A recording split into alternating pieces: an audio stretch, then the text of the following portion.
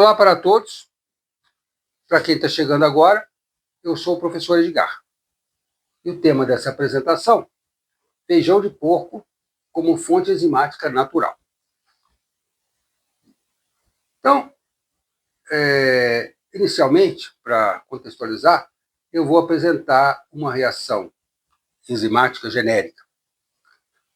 Nessa reação, você tem um substrato, que é aquela substância que vai sofrer a reação, uma enzima, que vai formar um complexo enzima-substrato,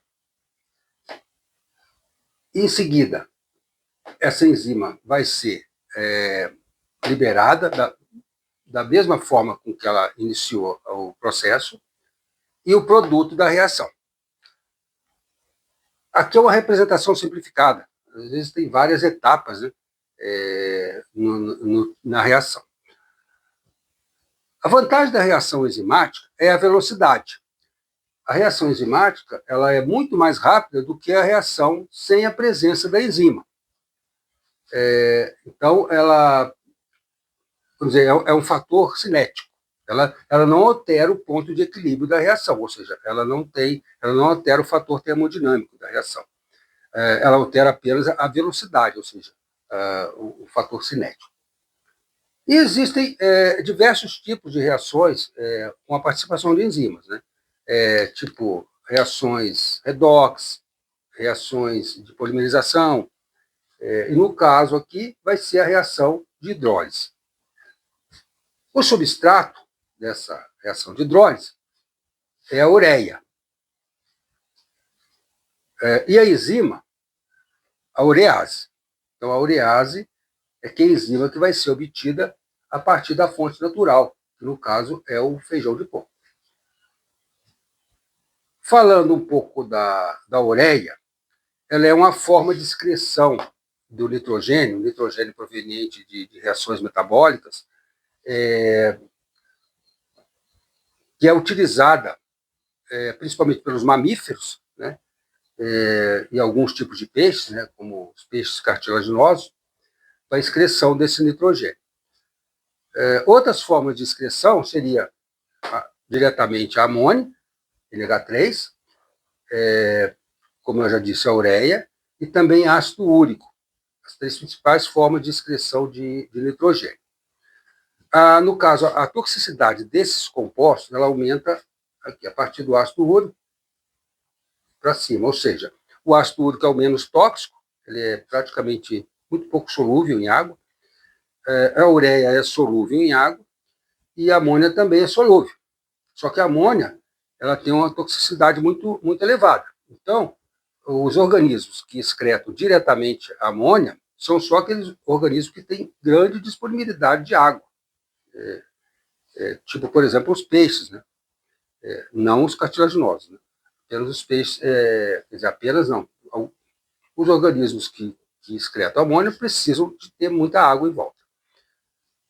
A ureia, ela é, como eu disse, excretada principalmente por mamíferos e peixes cartilaginosos.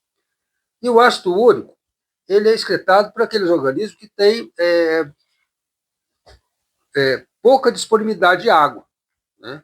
Tipo répteis e aves. Apesar de aves não terem... tem aves que vivem no mar, né, próximo de fontes onde tem bastante água. Né? No caso das aves, o ácido úrico é uma estratégia para não carregar um peso excessivo, né, já que elas precisam voar. Né? E se elas forem excretar na forma de ureia, que está contida na urina, né, elas vão ter que carregar um certo volume de água que vai prejudicar o voo, né? Ela vai ficar mais pesada. É claro que tem exceções aqui, essas classes, né? O ácido úrico também, a maioria dos insetos excreta como ácido úrico. Aqueles que têm disponibilidade de água vão excretar como NH3. E, é claro, tem algumas exceções aí, de alguns organismos que excretam de outras formas. E é claro que sempre tem exceções, né, das regras. Muito bem. E a enzima, a urease? Olha, a urease, ela está presente e ela é produzida, né? Vamos dizer assim, ou está presente em alguns organismos, micro-organismos, né? E também em algumas sementes, tá? Até mostrei aqui algumas sementes que que contêm, com certeza, a urease. Feijão de porco é o que vai ser usado nesse experimento, a soja também, e a semente de melancia. Esses dois aqui, eu já fiz o teste. Realmente tem a presença, foi detectada a presença da urease. A semente de melancia eu vi na literatura, mas eu nunca fiz, né? Uma sugestão aí, se alguém quiser testar semente de melancia, eu nunca testei a semente de melancia. Bom, e também aproveitar e testar outras sementes, né? Vai que tem alguma outra semente que tenha também a urease, né? Nunca se sabe. A urease do feijão de porco, ela, ela pode ser purificada a partir do feijão de porco ou utilizada na própria matriz. Tá? Ou seja, você pica o feijão de porco e utiliza a partir dos próprios fragmentos do feijão de porco.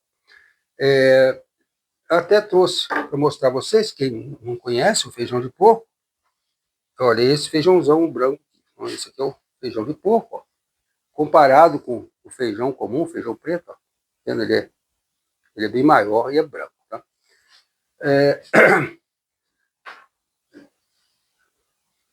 Tá. Falando um pouco da velocidade, qual o incremento da velocidade da reação com a presença da enzima,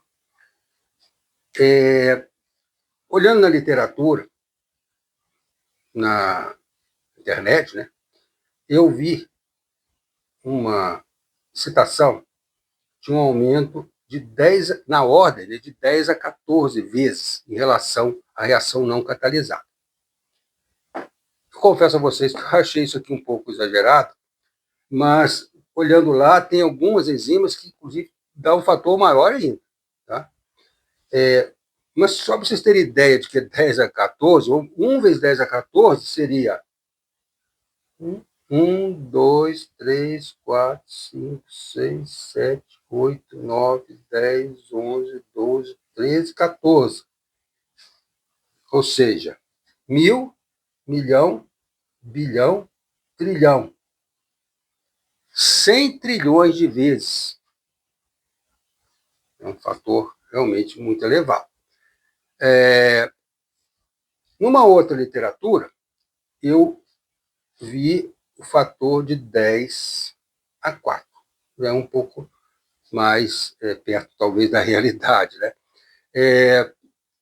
Mas mesmo 10 a 4 é a mesma coisa que 1 vezes 10 a 4 seria 10 mil vezes. Se comparando 1 com 10 mil, já é uma coisa bem significativa de aumento de velocidade. Para se avaliar isso aqui, precisaria fazer um teste quantitativo. Não é o caso, isso aqui vai ser um teste qualitativo. E aí, é claro, envolveria uma fundamentação teórica mais complexa e um aparato experimental também bem mais complexo para se avaliar a velocidade da reação. Inclusive, porque a urease, a enzima, ela tem variações. Por exemplo, nós vamos fazer esse teste com o feijão de porco, a urease do feijão de porco. Agora, existem outros tipos de urease, né? Outros organismos produzem ureases que têm diferenças. Né? Então, para se fazer um teste quantitativo, tem que se levar em consideração todos esses fatores. Qual é a urease, né? E, é claro, uma série de parâmetros de temperatura, pH, vão ter que ser levados em consideração. Isso aí, evidentemente, vai afetar a velocidade da reação. Mas isso aí, eu acho que vai ter que ficar, com certeza, para um trabalho, outro trabalho, né? Outra apresentação. Então, agora eu vou passar para outra tela, eu vou apagar essa e passar para outra para mostrar o aparato experimental que vai ser montado. Então, apagando. Continuando, eu já desenhei o esquema experimental, que vai ser constituído por 3 tubos de ensaio, que vão ser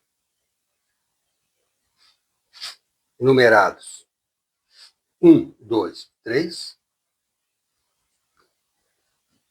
com as seguintes características. Nesse primeiro tubo, vai ser colocado feijão comum picado, tá? E também vai ser adicionado uma solução de ureia, 5 mililitros, uma solução de ureia a 20% massa volume. A ureia é bem solúvel, então pode-se fazer uma solução até mais concentrada. A ideia desse primeiro tubo é simular a presença do substrato na ausência da enzima. Por quê? Porque o feijão comum não tem a urease. Então vai ser, nesse caso, vai ser apenas o substrato. Tá? O tubo 2 vai ser colocado feijão de porco, picado também, as quantidades bem parecidas, e água destilada. Então, nesse segundo tubo, vai ser simulado a presença da enzima, que é a urease, mas não vai ter o substrato. Então, aqui vai ser apenas a enzima.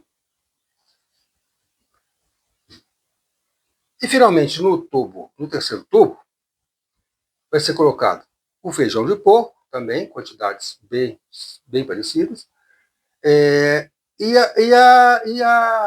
a ureia, ou seja, como nesse caso inicial. Vai ser colocada a ureia, 20%, 5 mililitros também. Então, nesse terceiro tubo, você vai ter a presença do substrato, que é a ureia, e também da enzima. Então, o que se espera com isso? Que nesses 2 primeiros tubos o resultado seja negativo, ou seja, não seja detectada a presença, a reação, vamos dizer assim. E neste último, onde você tem o substrato, vai ser detectada a reação. Bom, e como você vai detectar essa reação? No caso, vai ser uma detecção qualitativa, né? Não vai ser nada quantificativo, ou seja, tem ou não tem. Olha, um detalhe também que eu quero dizer é que, por exemplo, nesse primeiro caso, onde você tem substrato, a reação ela vai acontecer também, naturalmente. A decomposição, a hidrólise da ureia acontece mesmo na ausência da enzima. A diferença é que aqui com a presença da enzima, a reação vai ser muito mais rápida, como eu mostrei lá no quadro anterior. Então, aqui, nesse caso, o sistema utilizado para detecção não vai ser sensível o suficiente para determinar a ocorrência da reação. Tá? Mas, é claro, ela pode acontecer a nível bem baixo, né, vamos dizer assim. E a reação, como eu repeti também a reação de hidrólise nesse cantinho, que é a ureia, 1 mol de ureia, no caso, dá 1 mol de dióxido de carbono, que é o CO2, e 2 mols do amônia, que é o NH3.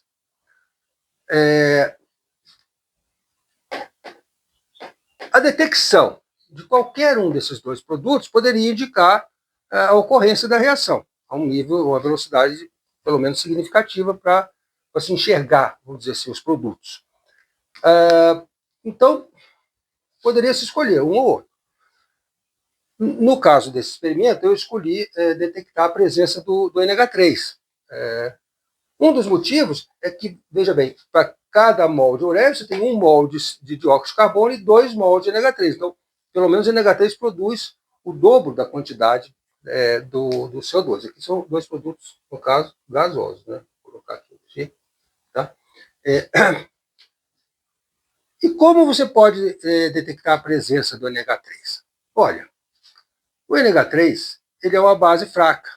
Então, ele sofre esse processo de ionização na presença de água, que é NH3, aqui você pode até, ele é solúvel em água, né, aquoso, mais água líquida, vai dar o NH4 mais aquoso, ou seja, o íon amônio, e vai liberar aqui a hidroxila aquosa.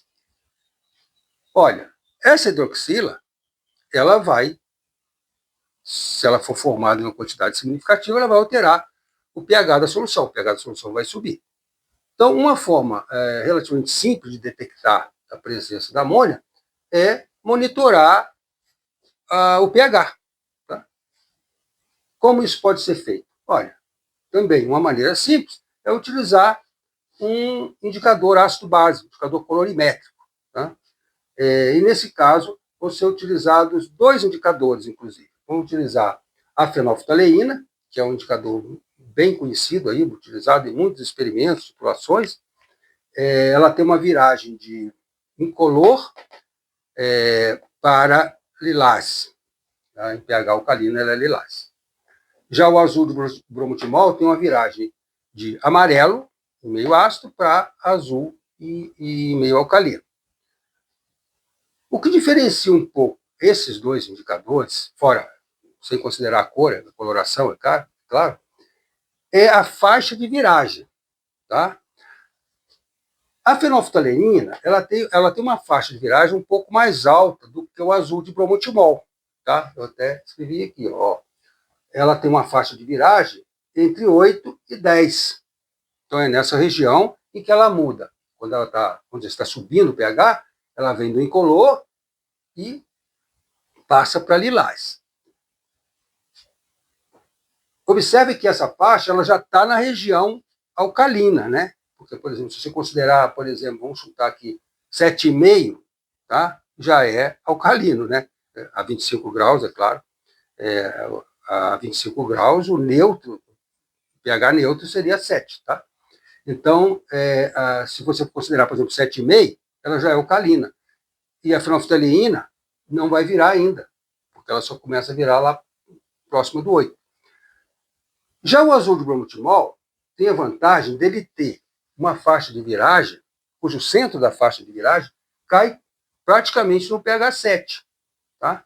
Então, se você tiver uma pequena diferença do 7, 6 para cima ou 6 para baixo, ele já vai indicar essa mudança. Tá? Ou seja, a faixa de viragem dele vai aproximadamente, né? Claro, essas faixas são aproximadas, né? De 6 até 7,6. Então, ele já vai mudar a coloração. É claro, se você pegar o centro da faixa de viragem, ela não vai ficar nem amarela e nem azul, ela vai ficar verde, né? Amarelo com azul da verde. Tá? Mas, nesse caso, ambos vão dar o resultado positivo para o tubo, né? Eu já adianto. E isso nós vamos ver na parte experimental.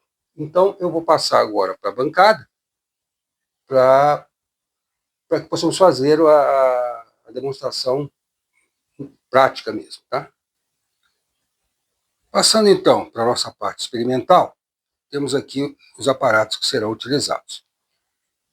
Os 3 tubos de ensaio, tubo 1, 2 e 3, sendo que o 1 vai conter o feijão comum mais a solução de ureia, o 2, feijão de porco mais água, e o 3, feijão de porco mais a solução de ureia. Já temos os 2 feijões, já moídos, já reduzidos a pequenos fragmentos. Aqui está o feijão comum.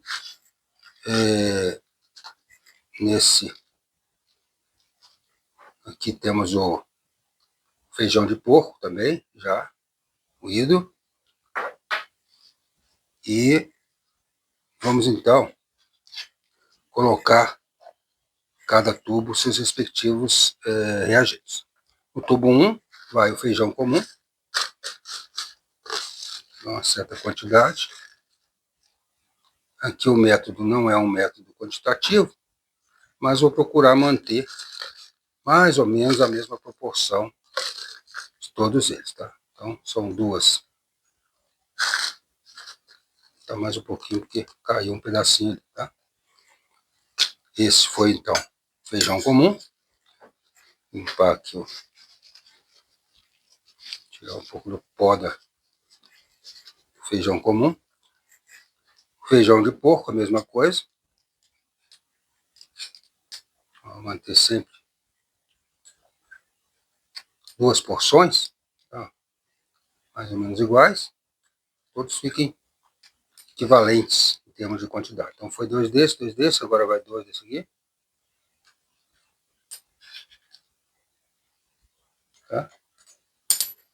Teste mais qualitativo. Tá? Então temos, ó, as proporções, tá? Mais ou menos as mesmas. Né? Tá. Então, eu vou colocar agora as soluções. Seria ureia neste e neste. Tá? A ureia é 20% massa volume. A ureia é bem solúvel, dá para fazer soluções até bem concentradas. E eu vou colocar 5 ml da solução, tá? Com o auxílio dessa micropipeta. Abriu.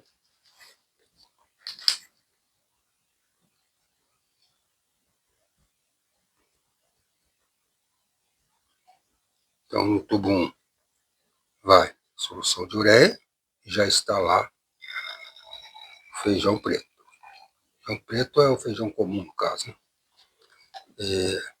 Também no tubo 3 vai solução de ureia.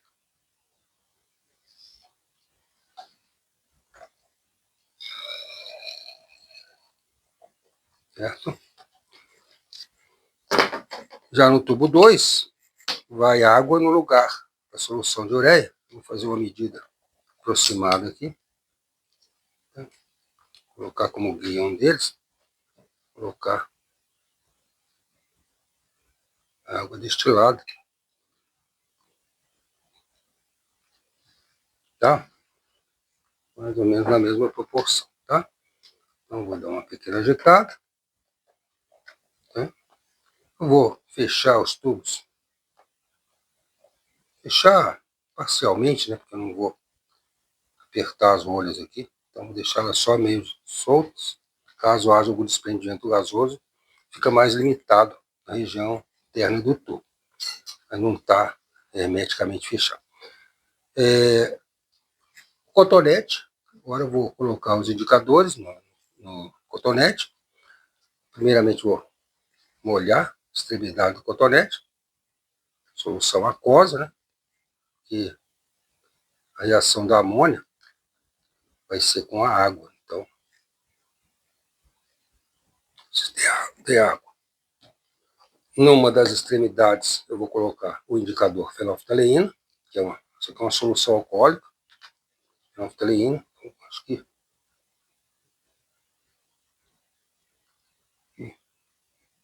2 gotas de fenolftaleína. Tirar o excesso. E o azul de bromotimol também, ser colocado na outra extremidade do cotonete. O azul de bromotimol, como eu já havia dito na parte teórica, é um indicador que tem uma viragem, a faixa de viragem, bem próxima do 7. Então, diferente da fenolftaleína, que vira no pH um pouco mais alto. Então, vou começar. Tubo 1, feijão comum mais a ureia. Ver se existe algum desprendimento de amônia. Procurar não tocar nas soluções, nem nas paredes internas do tubo, já que a detecção será a partir dos vapores, né? Ou seja, do NH3 gasoso. Então, tem que atuar aqui como ele vai atuar como uma base fraca, né? Mas observe que não há nenhum sinal de que a fenolftaleína vai adquirir a cor lilás. Testar também com outro indicador, como eu disse, apresenta tipo uma sensibilidade melhor nessa região, justamente porque qualquer alcalinidade ele vai já mudar a coloração. Ele deve mudar para coloração azul, mas nem sinal, tá vendo? E num ponto intermediário, na faixa de viragem, ele vai adquirir uma coloração esverdeada. Então, tubo 1, negativo, como já era de se esperar. Tubo 2, nós teríamos apenas a enzima, mas não temos o substrato.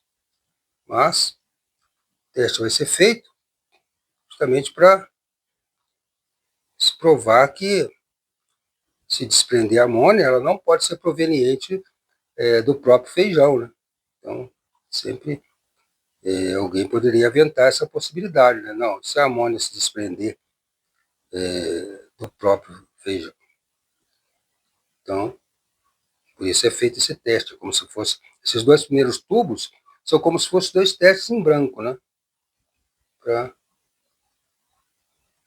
provar que não há interferência nem do substrato puro e nem da enzima pura, né? Vendo? Com azul de bromotimol também não há nenhum sinal de mudança de coloração. Então, também negativo, tubo 1 e 2. Agora eu vou passar para o terceiro tubo, que é onde se espera um resultado positivo, tá? Já que temos, nesse caso, tanto o substrato como a enzima. Se aproximar, ó, não está tocando em nada, mas já é possível ver a formação da coloração lilás na extremidade do cotonete, tá vendo? É bem visível. O contraste da fenolftaleína é muito bom, né? Porque ela sai do incolor para uma coloração. Por isso que ela é muito usada aí nas demonstrações experimentais, titulações. É um dos indicadores mais utilizados. Justamente por causa dessa mudança radical, né? Incolor para o lilás. Muito embora, às vezes, a faixa que ela está sendo usada não seja muito adequada, né? Inclusive, nós vamos ver umas demonstrações posteriores. Eu vou trabalhar mais esse tema, tá? Então, pode esperar que vem coisa boa por aí. Olha bem, tá vendo? Ó, prova do desprendimento do NH3, produz uma reação de ionização, no caso, né? É uma base fraca, liberando o íon OH-, provoca o aumento do valor do pH. Vou testar agora com o azul de bromotimol. Claro que se esse deu positivo, esse vai dar mais positivo ainda, já que ele precisa de uma faixa bem próxima de 7, qualquer coisinha ele já muda. Ele já, inclusive, mudou bastante ali para... Opa, até encostei na parede ali, mas né, tá pegando mais é o vapor, tá vendo?